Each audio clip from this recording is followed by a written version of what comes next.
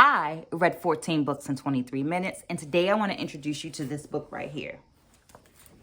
This book right here. Welcome back to 23 Minute Reads with me, Maya D. This is kind of like my accountability vlog because in these videos, I share with you my takeaways from my current reading. Right now, that is Indian Classical Dance, Traditions in Transition. This is book 14, y'all, of my 23 to 23 challenge, where I'm reading 23 minutes per day, every day, as an act of self-love, as an investment into myself, and as a way of providing myself with some consistency in an ever-changing world. Hoping that you will join me along in this journey by reading the book along with me, by dropping some comments in that comment section, by suggesting some books if you know of some great books, so that there's an actual dialogue going on. Having in mind that while I have several decades of experience as a dancer, as an educator, as a performer, I am not the know-all be-all for this book. I'm simply providing a space for dialogue. Well, this week, my 3 takeaways are vocabulary, posture, and flat feet. And that's from reading pages 45 through 68. Let's get into these takeaways. Takeaway number 1 is vocabulary. I am a true believer in dance as an extension of a community's culture. And that, yeah, we can definitely enjoy the dance, but there's a deeper level of enjoyment and understanding that comes about when you understand the community in which that dance form evolved. I'm getting a little ahead of myself. When you better understand the dance form in which that... Let me try that again. There's a deeper understanding and appreciation that you have when you understand and are knowledgeable about the community in which that dance form evolved. Sheesh, it's late at night, and the words just weren't working with me, which is interesting because the takeaway is vocabulary. We're gonna keep going though. We're gonna keep going. I've learned a lot of vocabulary. I am learning a lot of vocabulary as I'm reading this book. And that's super important because as I'm learning that vocabulary, I'm better understanding the lineage of the dancers. I'm understanding the rhythm in which the dancers are performing. I'm learning the different roles. I'm better understanding the different roles that dancers have played in society because, as mentioned in the previous video, this book covers a long span of time, centuries upon centuries of time. And the role of the dancer is different at different times within different regions of India, as discussed in the book.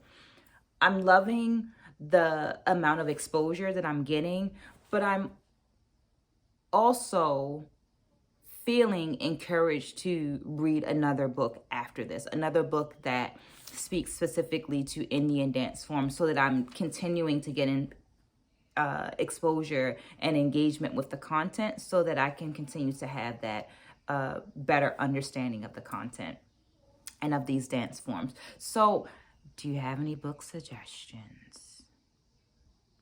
Drop them in the comments below as we move on to takeaway number 2. Takeaway number 2 is posture. The book describes several dance forms, Kathak being one of the forms discussed. And unlike other Indian dance forms, this dance form has a absolutely erect posture. And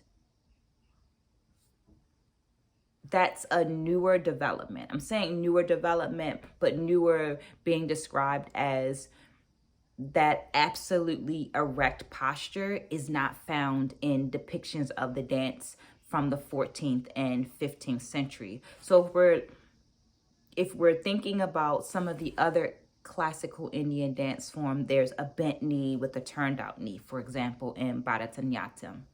I think that's better. But that is not the case within this dance form. So if we're looking at Kathak in relation to a dance form like Bharatanatyam, we have distinguishing factors like that erect posture, but we also have a vast body of abstract dance. And that's actually a quote, a vast body of abstract dance. And this is because the movement in this dance form is not confined to word-based text. So because of these differences, I'm also wondering, does that abstract leave space for innovations, more space for innovation than the word text-based forms? And more specifically, is that also what created the space for the innovation and the posturing, right? Did the abstractness build a lane for the posture to change over time? Let me know your thoughts in the comments below. Or if you know specifically the answer to that, let me know in the comments below. One more distinguishing factor before we move on to takeaway number 3 is that Kathak is the only Indian dance form that blends both Hinduism and Islam, as stated in the book. So here's a quote from the book. One giving it myth and the other giving it its brilliant virtuosity and secular aspect. I thought that was kind of beautiful. It just made me feel like, ooh, nice blend and harmony coming together to make a wonderful, wonderful dance. Takeaway number 3 is flat feet. So I don't have high arches. And there have been a number of doctors and therapists that have questioned my success in the dance world based on the fact that my feet are almost flat. And this is why this next quote stood out to me. The quote reads, "In no other dance does tapping the floor with flat feet acquire the oral dimensions it does in Kathak," end quote. One of my former professors,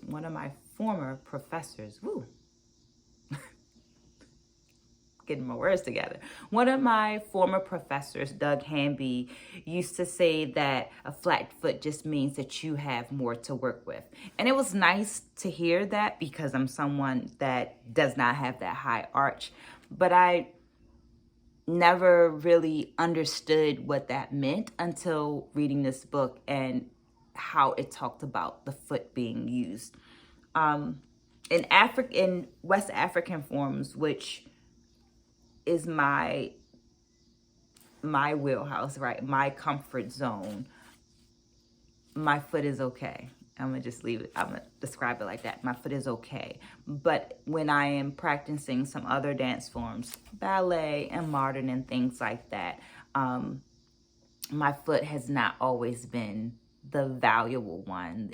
There's not always been value placed in my flat foot. So it was nice to hear a flat foot talked about in a place of value in this book. And if I understand it correctly, Kathak is less concerned about covering space, but more concerned about the body becoming this percussive instrument, with the flat foot exploring the tala, which is the metrical structure that repeats in a cyclical harmony from start to end.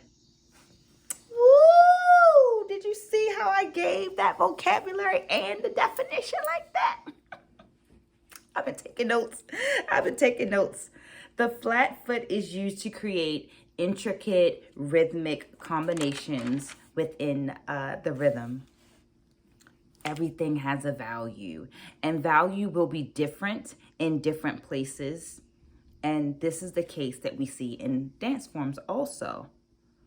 But those are my thoughts. What are your thoughts?